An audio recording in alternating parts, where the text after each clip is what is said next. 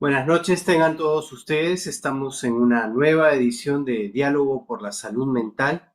En esta oportunidad nos acompaña Marcos Garfias. Él es candidato al Senado por el partido Cooperación Popular, va con el número 1 para Lima Metropolitana. Marcos Garfias es historiador y político sanmarquino y tiene estudios de doctorado en el Colegio de México, investigador principal del Instituto de Estudios Peruanos, ha publicado 4 libros y también es secretario general nacional del partido Verdad y Honradez. Antes de ello estuvo como militante de Acción Popular. Bienvenido, Marcos, a este espacio donde vamos a hablar sobre la salud mental en distintos aspectos y queríamos empezar preguntándote sobre cómo ves a la salud mental dentro del marco de prioridades de la agenda política que tienes en esta campaña. Desde el Congreso se definen prioridades legislativas, de fiscalización. ¿Qué lugar consideras que debe ocupar la salud mental en la agenda parlamentaria? Y, digamos, ¿podrías compartirnos alguna acción concreta que impulsarías para fortalecer su presencia durante su gestión? Buenas noches. ¿Qué tal? Muchas gracias, Rolando, por la invitación, a tu equipo de Human Perú, por la oportunidad. Em, eh, Quizás comentar además que formo parte de una lista, en efecto, hacia el Senado, que encabeza en la candidatura presidencial Johnny Lescano, ¿no? Él, igual que yo, venimos de Acción Popular, de una militancia larga, de hacer política, y en la presentación, por eso yo pedí que se mencionara que soy político, ¿no? Igual que el escano. Es un oficio que ha perdido mucho prestigio, es un oficio sobre el cual se tiene mucha desconfianza, pero nosotros creemos que es muy importante ejercerlo, ¿no? Ejercerlo con dignidad, obviamente, y creemos que siguiendo la senda del escano, vamos a, de alguna manera, recuperar el prestigio del oficio, eso esperamos, ¿no? Por otro lado, sobre la importancia de la salud mental, eh, ¿cómo? En todo caso, ya como una agenda a, a- a corto plazo, ¿no? Ya vienen unas elecciones, sabremos pronto los resultados, pero revisando un poco el asunto, ¿no? Debe colocarse la salud mental en algún lugar prioritario, ¿no? Por lo que ha pasado en este país y muchos países del mundo en general, ¿no? La salud mental en las últimas 2 décadas se ha ido agravando por diversas razones, obviamente, ¿no? Diversas razones. La propia vorágine de la sociedad, este mundo moderno, de los cambios intensos, ¿no?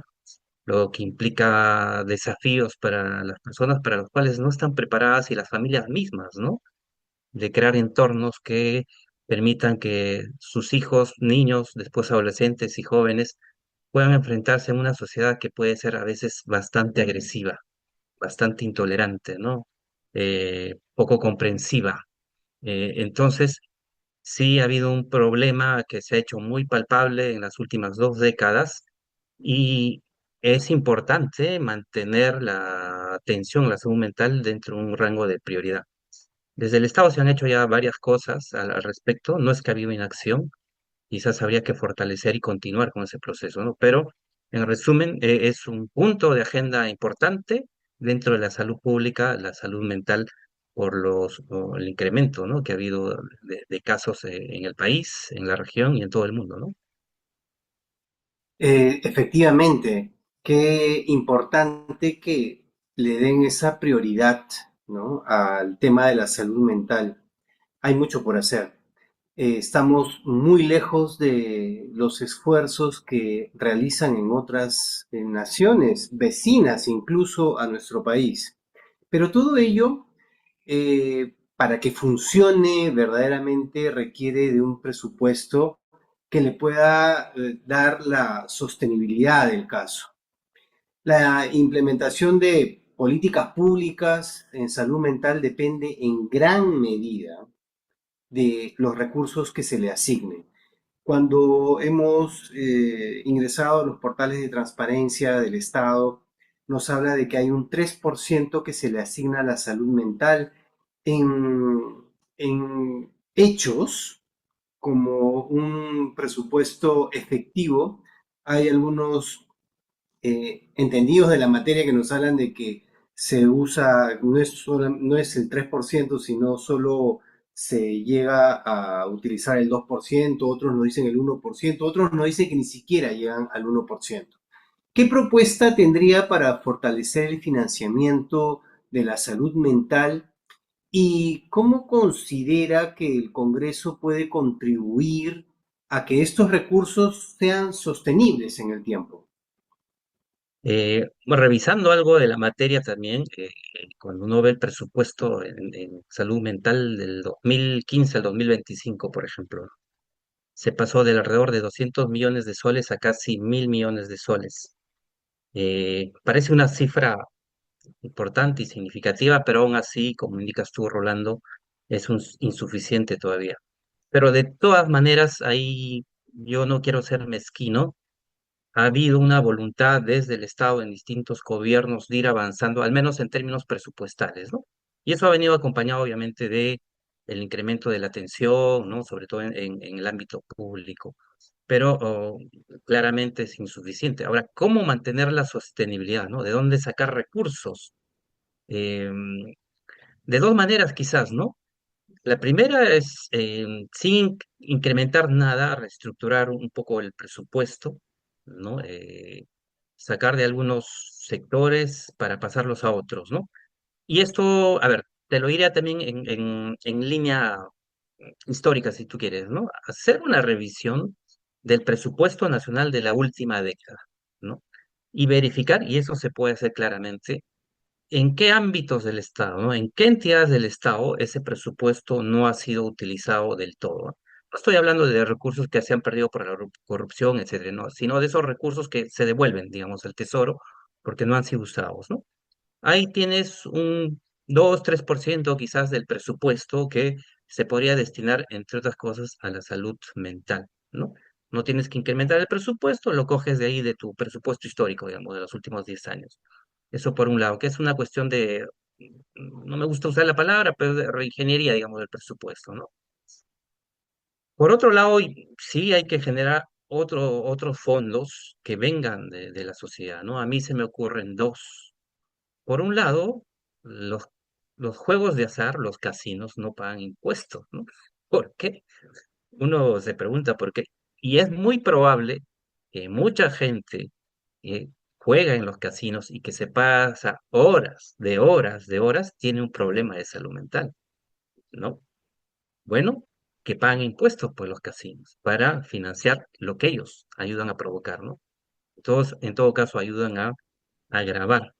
Entonces, por ese lado podemos tener quizás un fondo sostenible, ¿no? Por otro lado, pues, habría que verificar, no soy especialista, pero a mí se me hace que las farmacéuticas podrían pagar algo más de impuestos de los que pagan. Aquí todos sabemos que la industria farmacéutica es una industria millonaria, ¿no? Millonaria. Y todos sabemos de los lobbies que hacen en hospitales públicos, en clínicas privadas, ¿no? Los famosos visitadores farmacéuticos que todo el tiempo están ahí. No sé, esperaría que su preocupación es la salud pública, pero tiendo a pensar más bien que su preocupación es más comercial y lucrativa, ¿no? Entonces, deberían pagar un impuesto, ¿no? Y quizás para ponerle algunas sanciones a algunos médicos que con cierto descaro suelen caer en este juego, ¿no? Y algunas penalidades económicas, ¿no? Que también incrementen los fondos para la inversión en la salud en general y la salud mental en particular, ¿no?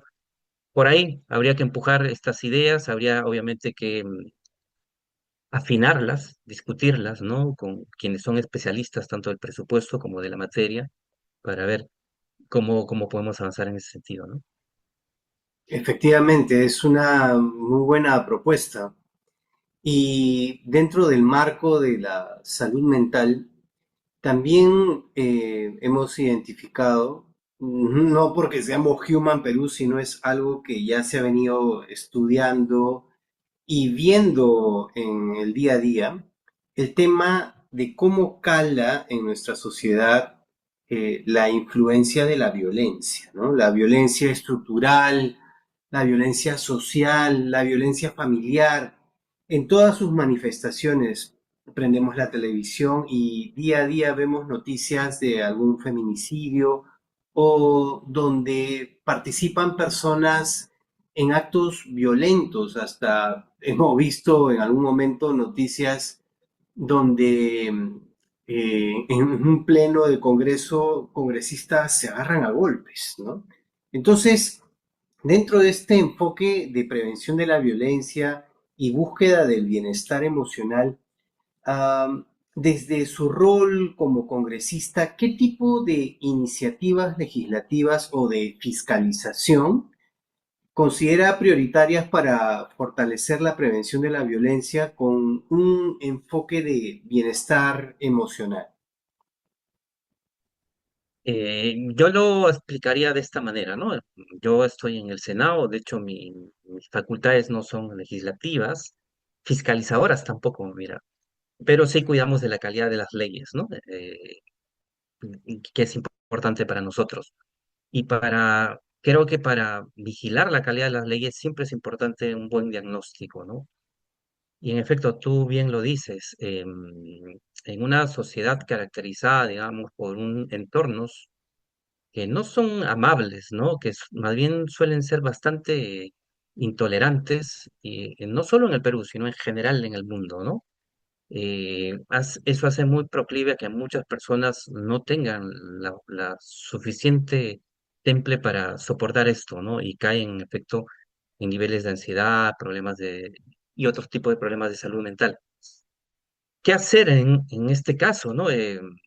Yo apostaría, digamos, como tú mencionas, en términos estructurales también, pero quizás tratando de entrar a la raíz de esto, ¿no? Este mundo ha pasado por una serie de transformaciones en los últimos 30, 40 años, ¿no? Que han colocado al individuo, ¿no? Como individuo en el centro de todo, ¿no? Y el éxito en todo sentido como el eje que estructura su vida, ¿no? Lo que hemos generado, pues, es entonces entornos muy competitivos todo el tiempo. El que está a mi lado no es amigo mío, es mi competencia, ¿no? Eh, yo quiero ser el primero, siempre el primero, ¿no? Y eso se nos ha alimentado permanentemente, ¿no? Se ha quebrado esta idea de comunidad, ¿no? Estas prácticas de solidaridad, ¿no? Porque el éxito es ante todo éxito individual, ¿no? Y hay una serie de estándares, ¿no? Sobre cómo te educas, cómo te vistes, cómo te ves, ¿no? Que frente a eso, el grueso de la población no se siente cómodo y no se ubica bien ante eso, ¿no? Entonces, aquí tienes tú un problema estructural en términos sociales que generan estos entornos que no son saludables, ¿no? ¿Cómo combates eso? Obviamente desde la educación, desde las políticas educativas en primer lugar, y sobre políticas que protejan a la familia, ¿no? Quizás en su sentido más amplio, por un lado, pero también tradicional, ¿no? En el sentido que la familia es el primer resguardo de todo, ¿no? La familia es el entorno donde, cuando se nace, es el entorno donde va bebiendo todo, ¿no? Uno va aprendiendo todo, las cosas buenas, las cosas malas, ¿no? Y es en la familia donde en los primeros años, además, uno suele forjar su carácter, ¿no? Su personalidad. Y si han habido problemas ahí de violencia, etcétera, de familias disfuncionales, bueno, aquí hay mucho riesgo de generar una serie de trastornos, ¿no? Entonces, hay que mirar eso, hay que hacer diagnósticos ahí, porque qué es lo que está pasando en Perú, qué está pasando en los entornos familiares, ¿no?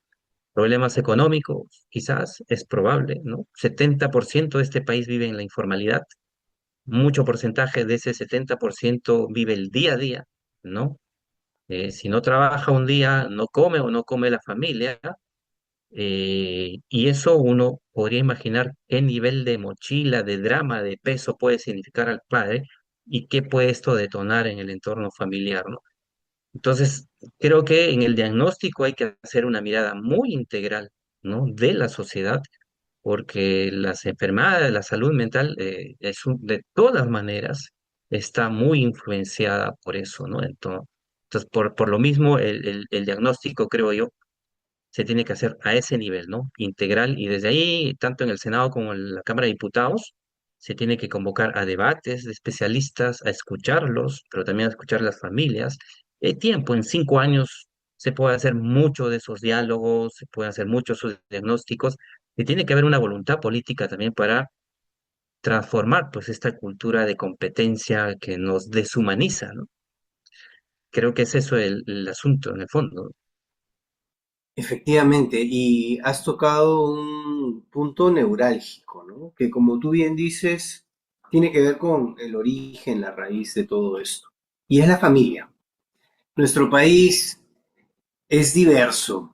Tenemos estilos familiares por cada región, costa, sierra y selva, usos, costumbres que le dan cierto matiz diferente a la dinámica familiar por región. Tenemos realidades donde no todas las familias son nucleares, con papá, mamá, hijos. Tenemos personas que cada vez están ocupando un rol importante que son los cuidadores también, aquellos que se encargan de velar por los niños y adolescentes. Hay abuelos, abuelas, tíos que se encargan de la crianza de los hijos porque el padre y la madre tienen que emigrar a Lima, por ejemplo, a trabajar y los dejan bajo el cuidado de los familiares. Entonces, tenemos esta diversidad. Am, ¿Qué rol crees que debería tener el Estado desde el Congreso en el fortalecimiento familiar, la orientación a estas madres, a estos padres, a estos cuidadores, respetando esta diversidad de contextos y realidades? ¿Qué se podría hacer? ¿Qué mirada le podríamos dar desde el Congreso a esta realidad? Yo creo que le toca un rol fundamental al Congreso, ¿no? Para construir estas políticas de protección de la familia, sea cual sea su constitución, ¿no? No interesa, ¿no? Tú hablabas de una diversidad y en efecto, pero dentro de esa universidad hay universales, ¿no? Elementos universales. Por ejemplo, la familia siempre es un entorno de amor, o debería serlo, ¿no? Lo son muchas, no todas, pero deberían serlo todos. Un entorno de amor, de protección, ¿no? Donde tú acudes en cualquier momento porque ahí va a ser tu primera línea de ayuda, siempre, ¿no? Siempre, siempre. Y creo que ese tipo de familia hay que proteger, hay que cuidar, ¿no? Que esté siempre presente. Pero ¿cómo lo ayudas más allá del discurso, ¿no? ¿Cómo los ayudas más allá del discurso? Así como hay políticas para que incentivan, ¿no? Que promueven, por ejemplo, a los emprendedores con préstamos, etcétera, hay que mirar también hacia la familia. El ámbito educativo, ya lo mencionamos, es fundamental, pero no basta, ¿no? No basta. No basta, por ejemplo, tener un papá, una mamá con todo el ímpetu de educar bien a sus hijos, si es que la economía falta, ¿no? Si el papá se queda sin empleo y la mamá tiene que salir a trabajar, ya te imaginarás las dificultades que eso puede generar, ¿no? Puede sonar a machista el término, pero aquí hay una serie de elementos que se tienen que poner en discusión, ¿no? Quien lleva la economía de la familia, por lo general, también tiene un nivel de autoridad sobre los demás, ¿no? Y en entornos donde tradicionalmente los roles paternos han sido estos, generan aquí unas dificultades para adaptarse, ¿no? Y eso también genera, en muchos casos, ¿no? Malas respuestas, violencia, en fin. Entonces, ¿qué hay que hacer, no? Se me ocurre, por ejemplo, en algún momento hablábamos nosotros, por ejemplo, ¿no? De promover un incentivo económico como una especie de salario a las amas de casa, ¿no? O sea, estas amas de casa que no tienen ningún empleo, que han decidido o se han visto, ¿no? En todo caso, por las circunstancias, a quedarse en el hogar, a atender al hijo, a atender al esposo. También puede ser al revés, ¿no? O cualquiera de la familia, ¿no? Pero el asunto que el que se quede en la casa, ¿no? En estos acuerdos, consensos internos, pues debería recibir un incentivo y el Estado debería otorgarle ese incentivo. ¿Por qué? Por ejemplo, velar por la salud mental, ¿no? Darle cobijo, amor, eso pues es una labor de todas las horas del día. Cuidar los alimentos, que sean los nutrientes suficientes, ¿no? Que la comida esté caliente a su hora, ¿no? Es una labor permanente también, ¿no? Velar por el que va a salir a trabajar, digamos, ¿no? Que va a dotar a la economía también, desde la limpieza del hogar hasta el lavado de la ropa. O sea, hay infinidad de tareas que cumple aquel que se queda con el rol de ama de casa, que debería tener un incentivo, porque todo eso que hace finalmente también genera una serie de beneficios económicos, aunque no estén monetizados, ¿no? Y por lo tanto habría que, digamos, promover o procurar, ¿no? Que darles algún tipo de incentivo económico. Se ha hecho en México, se ha hecho en México con mucho éxito, y se puede hacer aquí en Perú, ¿no? Los resultados, uno esperaría pues que esto permita tener familias mucho mejor cuidadas, donde la preocupación por los alimentos, digamos, no sea la gran preocupación, ¿no? Sino que todos tengan asegurados al menos esas entradas básicas, y eso creemos que en términos concretos sí redundaría en una familia un poco más consistente, ¿no? Donde al olvidarnos de las necesidades más duras de sobrevivencia, puedan desarrollarse otras cosas, ¿no? Lazos más fuertes, aprovechar espacios de entretenimiento, de cultura, en fin, ¿no? Que fortalezca el espíritu y la unidad familiar, ¿no? Que es fundamental. Importantísimo. Qué bueno que compartas esta realidad que se da en México, ¿no? Esta propuesta que ya se viene ejecutando allí. Am, Vamos a ver cómo podría resultar eso en nuestro país, ¿no? Bueno, México y Perú tienen muchas similitudes idiosincrásicas, ¿no? Sin embargo, de todas formas son realidades un tanto distintas.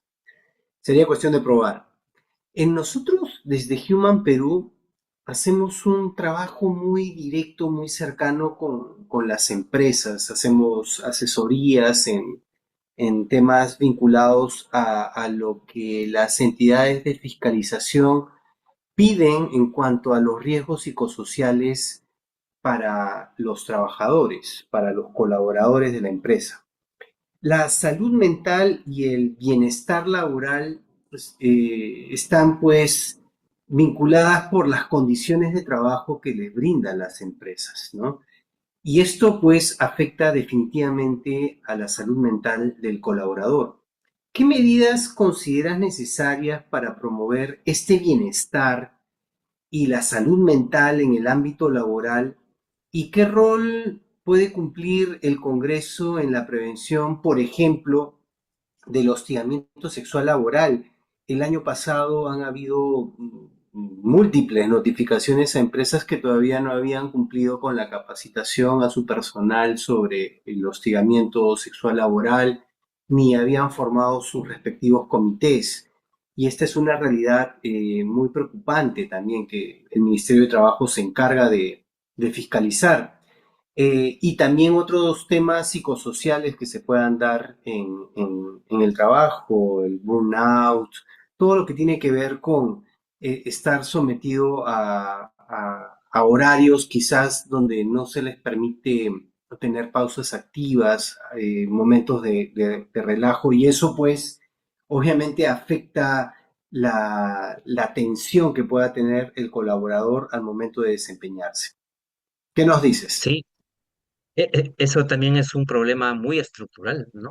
Y se siente más en países como Perú, en países de la región, donde estos vínculos entre la patronal, por decir, ¿no? La empresa y los trabajadores son vínculos muy verticales por lo general, y en el caso de Perú, linda a veces con la explotación, ¿no? Entonces, para comenzar con lo que tú mencionas, por un lado están en efecto estos problemas de acoso sexual en el trabajo, ¿no?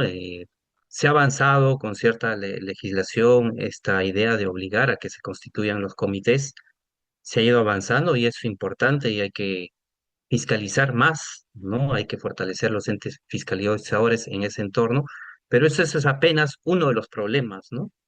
Hay que avanzar y hay que solucionarlos, pero es uno de los tantos problemas que los trabajadores, ¿no? Tienen que lidiar permanentemente. El otro, este es de los horarios, ¿no? Que ahí sí tienes estos vínculos claramente de explotación, en fin, ¿no? Aquí ha habido muchos dramas laborales respecto a eso, ¿no? Para empezar, algunos recordamos lo que pasó hace algunos años cuando estos muchachitos murieron calcinados, ¿no? Aquí por el centro de Lima, por la Plaza 2 de Mayo, ¿no? En uno de estos centros donde trabajaban ahí con candados, ¿no? Encerrados ahí. Eso, o sea, es preocupante por el nivel de lógica de quienes controlan eso, ¿no? De los empresarios a cargo de eso, pero también del descuido del Estado, ¿no? Pero te habla también de la desesperación de mucha población de aceptar esas condiciones con tal de ganarse el pan para vivir, ¿no? Y hay mucho aprovechamiento al respecto. A diferencia de países, por ejemplo, europeos o de Estados Unidos, o incluso de México, ¿no? Aquí no hay, hay horario de entrada, pero no hay horario de salida, ¿no? Y eso no solo pues genera explotación y uno lo resiente y lo entiende, sino que eso obviamente deteriora los vínculos dentro del trabajo y eso además tiene causas muy duras cuando ya uno sale malhumorado, tarde, llega a casa. Y a eso, si tú le sumas las horas que uno pasa en el tráfico limeño, ¿no? En fin, ¿no? Por eso hablábamos de un entorno muy hostil, ¿no? Es un milagro que la salud mental en el Perú más bien no esté a niveles más altos, ¿no? Yo no, quizás en términos anecdóticos, no lo digo en términos clínicos ni nada, pero es muy evidente que el peruano ha aprendido a reírse de su drama, ¿no? Cuando uno va al mundo del streaming, del internet, de las redes, los peruanos solo son los reyes del meme. Somos los reyes del meme. Nos reímos de todo, ¿no? Nos reímos de Yeri, de Boluarte. Es una forma quizás de autodefensa, ¿no? Sabemos que es dramático, que es torturante ver eso, pero le cogemos por el lado donde nos pueda generar una risa y nos distiende, nos relaja un poco, ¿no? Y lo utilizamos como una protección al ánimo, ¿no? Pero lo hacemos y lo hacemos mucho más que en otros países porque probablemente aquí nuestro entorno es muy hostil, pues. Efectivamente, es una puerta, ¿no? El hecho de reírse, es un método, una estrategia para poder sublimar la tensión que uno puede estar experimentando por su día a día, ¿no? Gracias más bien, Marcos, por tu participación. Ha sido bastante ilustrativa tu propuesta, tus ideas nos han ampliado el panorama y quería pedirte si es de que tienes algún mensaje final, alguna conclusión final que quieras compartir con las personas que nos están escuchando y viendo, por favor. Gracias. No, a ti, Rolando, a tu equipo, muchas gracias nuevamente. Y sí, quizás un mensaje para quienes puedan ver esta conversación, esta plática, es reflexionar sobre nuestro voto, ¿no? El 2026, a diferencia de las últimas elecciones, es una elección que va a marcar un antes o un después, ¿no? Si continuamos con este hundimiento de nuestro país, de nuestra sociedad, ¿no? Si permitimos que los partidos que han hecho desastre y medio en los últimos 5 años se mantengan en el poder, o le damos un vuelco a esto, ¿no?